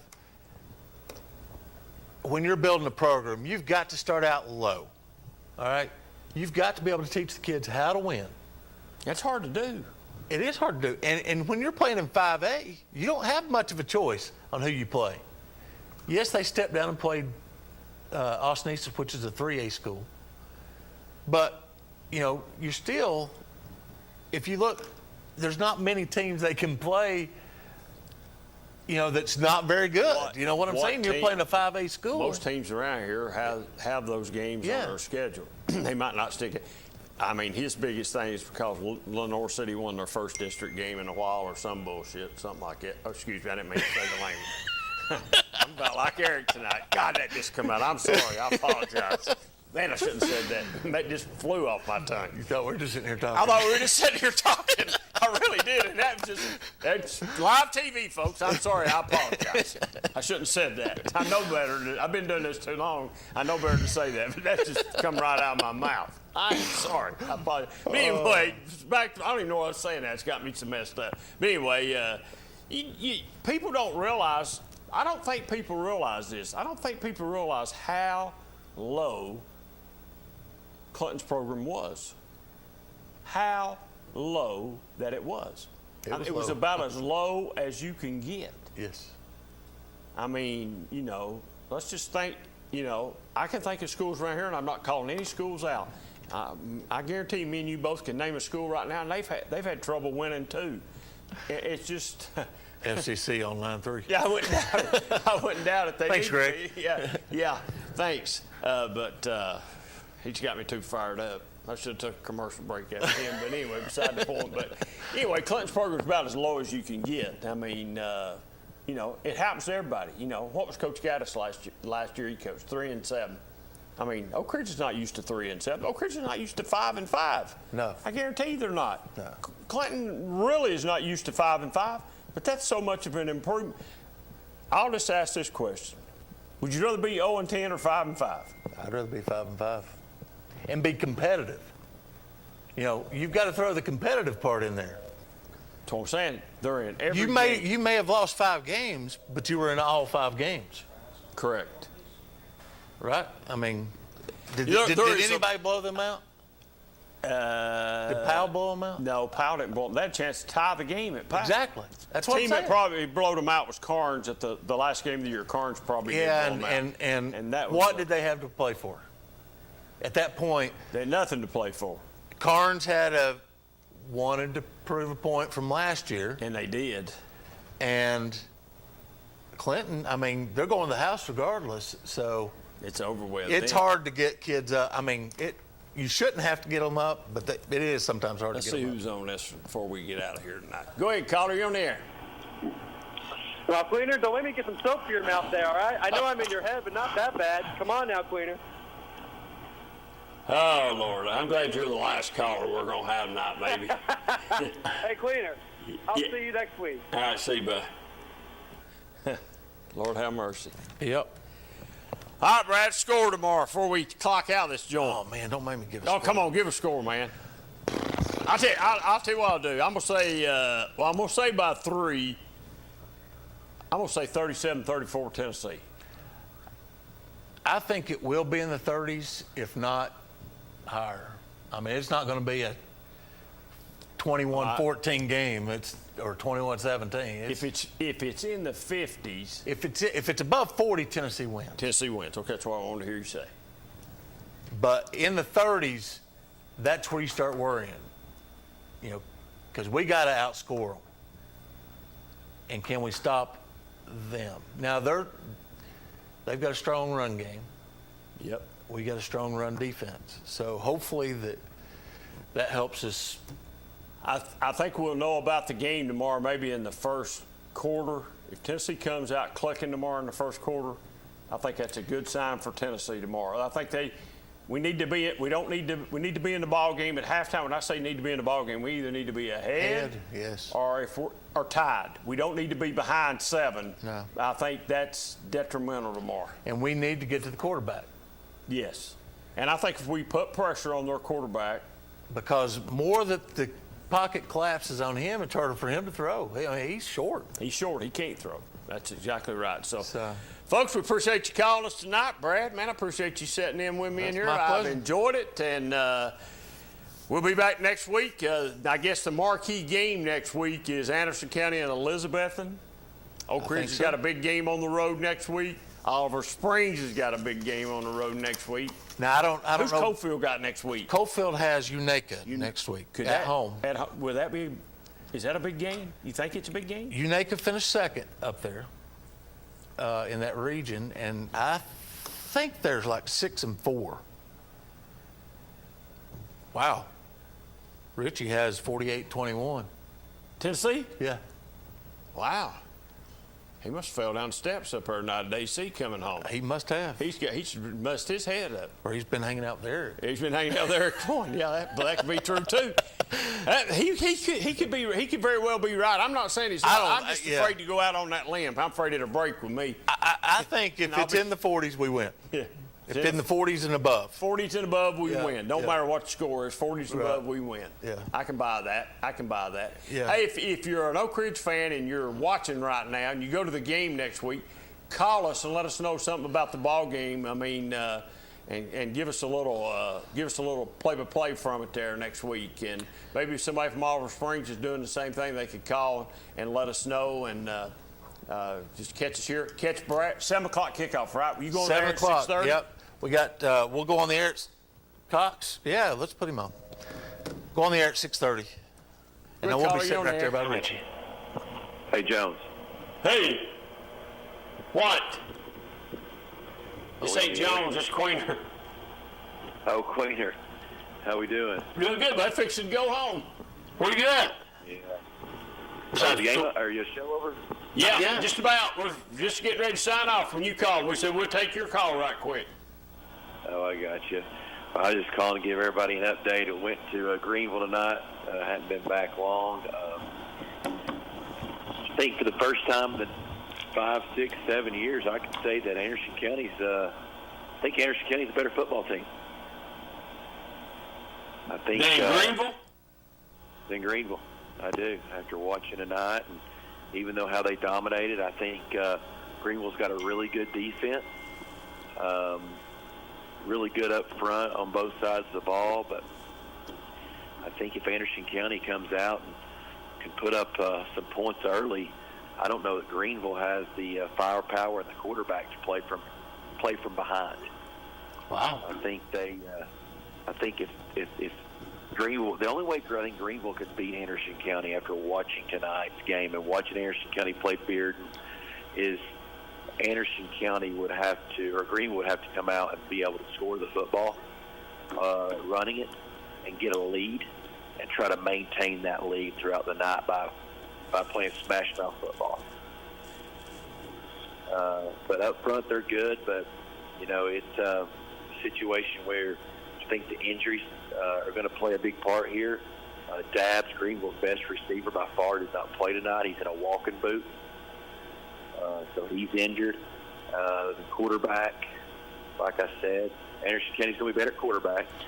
Anderson County's going to be better at running back. There's 2 weeks for but there's 2 weeks for Anderson County Greenville playing. I think Coach Gillum said tonight he thought that young man would be back on the field here pretty quickly. He thought they'd be back full strength tonight when we talked to him. Yeah, I don't know the injury report that Coach Gillum got. Coach Fradlin said tonight that he got hurt in practice on Tuesday. Yeah. He did have a boot, and he was definitely limping. So it is an ankle injury. But it'll be interesting to see how that works out. But you know, it always helps having the best quarterback and the best running back. I think years past, you look at Greenville, they've had a really good. The years that Anderson County's had a hard time beating them, they've had a really good running back and a good quarterback. And I think Anderson County's been better at both positions. Anderson County goes 2 or 3 deep at running back. They've got a good quarterback, and Mr. Football candidate. Yeah, Mr. Football candidate. Well, as Coach Gillum told us tonight also, Val's not played the last 2 weeks, but he thinks he'll be back next week to play against Elizabeth. And so, you know, just depends. You never know with the hamstring. If it is a hamstring, I'm speculating that's what. Well, he said it was a little tight. He did say it was a little tight. So, you know, so you got 2 good receivers. But hey, what I thought was funny last night, it was good to see that Jesse and y'all are on there with Mark Packer now. They give Jesse a lot of compliments last night. We have no affiliation with Rivalry Thursday and Mark Packer. Well, they give Jesse a lot of compliments last night. As they should. He's the best in the business. He is definitely the best in the business. I'll give you that. So I couldn't wait for you to be here tonight, but you're not here because I was waiting on you tonight, buddy. Yeah, I went up there. You know, felt like Marcellus Jackson, and he reached out. He wanted our whole family there, so we got 3 of the 5 of us there, and it's tough to see a player as good as him. You speaking about Mr. Football, there's no doubt who the Mr. Football candidate 4A should be, especially just he's the best player in the region. He's the best player that I've watched this year, and there's no doubt who that Mr. Football should go to. MVP, I would guess, of the region. If I don't know that, I don't know when that's announced, but I would say it'd be crazy to win the MVP of the region and not win Mr. Football, and maybe the same guy from the same region not, win Mr. Football. So who knows how that all goes down? That's above my pay grade. But I've, like Coach Fradlin said tonight, he said I thought about bringing in some cats and letting them out of a cage and saying, boys, catch them. And if they can catch them, okay, that's what it's going to be like tackling Marcellus. And he said he can't get your hands on him. But Greenville had a really good defensive plan. But Greenville is a really good football team, but I do think Anderson County's a better football team after watching them play tonight. I think they've got more offensive weapons, and I think they can score more points. Anderson County's a dangerous football team.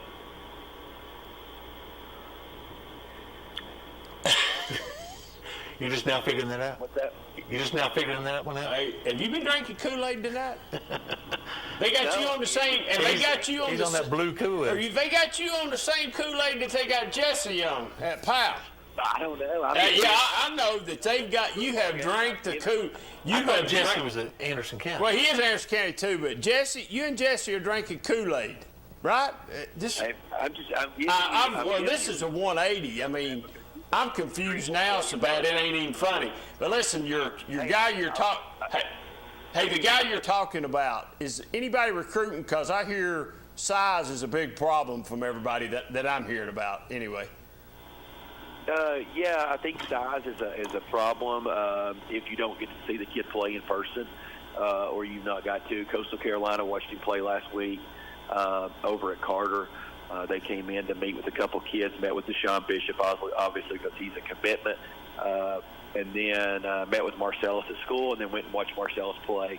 You've got Liberty University who's offered him. You've got UT Martin who's offered him. You've got Tennessee Tech who's offered him. I know Eastern Kentucky has been showing some interest as of late. So I think he's definitely an OVC-type football player.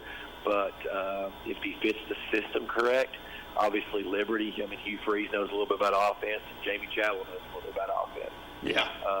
So if he fits their style and fits their, their what they're looking for. And the other thing is, who needs a wide receiver? Who needs a slot guy? When it comes down to the numbers, the transfer portal, I think the recruiting has changed a lot for kids. I know some people offer now that they make you an offer, and it's not even committable. And the offers I gave you all tonight, that's the thing is, now are they committable or not? And that's something that I never thought you'd hear in college sports, is a coach making someone an offer that's not committable. Right. Well, you ought to be able to help him more at Coastal than anybody, buddy. You happen to know the guy there. I'm trying to stay out of that. When I let Coach Chadwell call me the night that they played Anderson County, that being Jonathan Chadwell, he called me the night, and he said, "Man, I'm telling you, that cat can play." And I said, "Yeah, he's pretty good. I said, he's tough." He said, "I watched film Sunday night before they came over to play him on that Friday." He said, "I picked up the phone and called Jamie," and I said, "Jamie, you ain't got nobody like this guy." So obviously he's getting a lot of respect from the coaches he's played against, and he had a good career, and just had a rough time. Does he play any other sports? What's that? Does he play any other sports? He plays basketball, baseball, and football. Man, don't hold off. Get him in Coastal, man. That's where he needs to go. He needs to go play for Chapel. He can play there. Maybe we can make that work. That'd be fun. Yeah, make it work, man. You the man. If he needs you, I told somebody the other night, if they're looking at him, you can get him in there, and I'll drop your name. I mean, you can get him in there, and that's what I mean. So, anyway, we'll see. Hey, I'll talk to you in the middle. I'll call you in the middle of the week. Okay? Yep, sounds good. Let me know about next Friday. I'll definitely be there. All right. I'm obviously going to go to the Anderson County Elizabethton game because obviously Anderson County has to beat Elizabethton first. We're broadcasting that game. Brad's broadcasting the game, but I'll call you middle of the week up. Okay. You guys have a good one. All right, see you, bud. Thanks. All right, folks. We appreciate you watching us tonight. Appreciate Cox calling in, and we'll see. Well, I was going to ask you, 7 o'clock kickoff. What time are you going on there? 6:30? 6:30. 6:30 on Channel 12 next Friday night. They're at AC. 7 o'clock kickoff. That's TSSAA rules. They want to dictate that, how that goes down. So glad you got the game, man. Look forward to you doing the game. It ought to be a very good game. Ought to be a packed place, too. So if you can't get there, catch it on Channel 12. We'll see you back here next Friday night. Once again, Brad, thanks, man. I enjoyed doing the show. We've only done a couple, but I've been around doing other stuff forever. So, but it's fun sitting in here with you and getting to pick your brain a little bit. But I appreciate it. And, enjoyed it. I'm glad you're here. So we'll see you back here next Friday night on the Free Medical Clinic Friday Night Scoreboard. Y'all have a good night. There's a lot of talk about the risks associated with the COVID-19 vaccine, but the reality is it's safer than being tackled by a Tennessee Titan. Give it a shot. Find a free vaccine appointment today at covid19.tn.gov.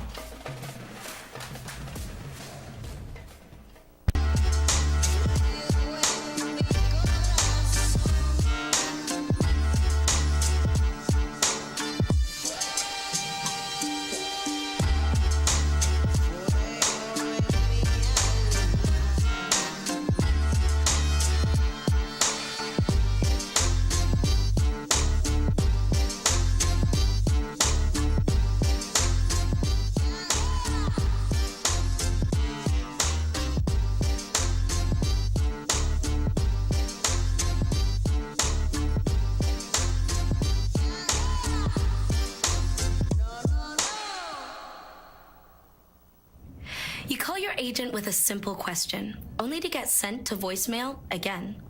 We pick up the phone. Did you get this? Hello, this is Sam. How can I help you? Like I said, we pick up the phone because it's ringing. That's simple human sense. Ask Griffin Insurance Agency in Kingston if auto owners make sense for you. Hello, this is Sam. Evans Mortuary has been serving the needs of families in and around Roane County since 1976. As established members of our hometown community, we understand the security of dealing with people you know you can trust. We build our reputation on this trust. The Evans family appreciates the confidence the community has expressed in us over the years and will constantly strive to earn that favor. Evans Mortuary, 805 North Gateway. Make this spring all about enjoying the experience. When you ride on your new Ferris commercial mower featuring patented suspension technology, you'll have more than freshly manicured grass. You'll experience productivity and comfort like never before. And because you won't be slowing down for those rough spots, you'll mow more lawn in less time. Ferris, experience suspension. Your local Ferris dealer is S.L. Bowman & Sons, 524 North Front Street in Rockwood. Call 865-354-0600.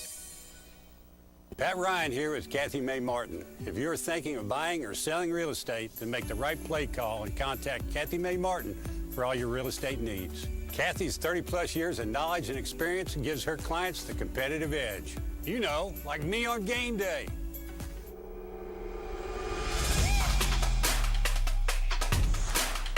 Kick is up and it's good. Kathy May Martin for all your real estate needs. 1952. That's the year Hammers opened the first store in East Tennessee. Now there are 5 stores and there's always something new. Like in Hammers' popular ladies' boutique department, you'll find the lowest price possible on new arrivals every week. Find similar deals in the men's department and the expanded rug department. Plus, special purchases always offer surprise savings. You never know what you'll find next at Hammers.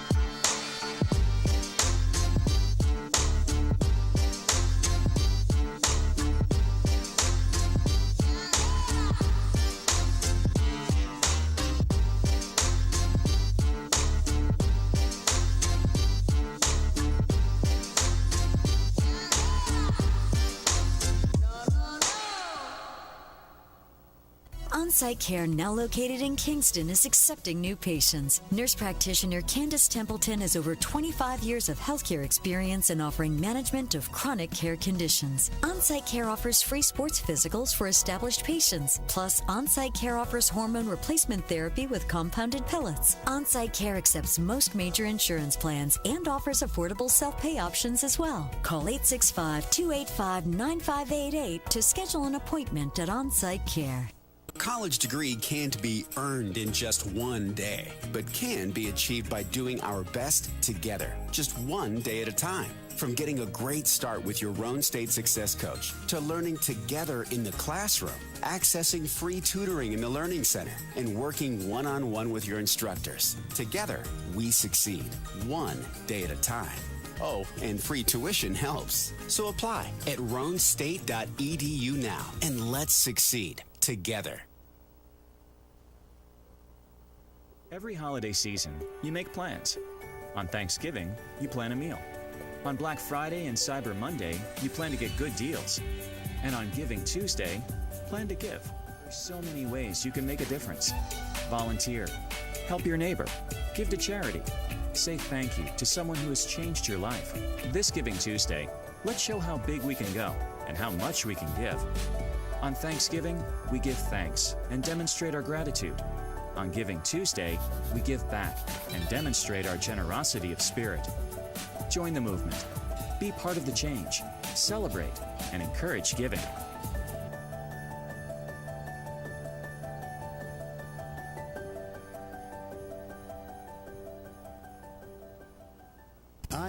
Assume. The Anderson County cheerleaders here at ORUD warming up for tonight's big game. Let's go Mavs! L-E-T-S-G-O, let's go Mavs! L-E-T-S-G-O, let's go Mavs! L-E-T-S-G-O, let's go Mavs! Let's go Big Blue, come on Mavs! Let's go AC!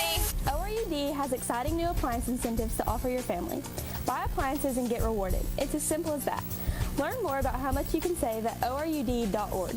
You can save over $1,000 on your annual energy bills when you make the switch to natural gas for heating, cooking, and clothes drying. Natural gas is affordable, reliable, and safe. We are proud to offer our customers a product that saves money, provides consistent service, and is a clean energy source. ORUD is your one-stop shop. We sell and install gas appliances for our customers and make it easy to add to your bill with our 0% interest financing. You can make the game-winning play by switching to natural gas this football season. ORUD is your affordable energy choice.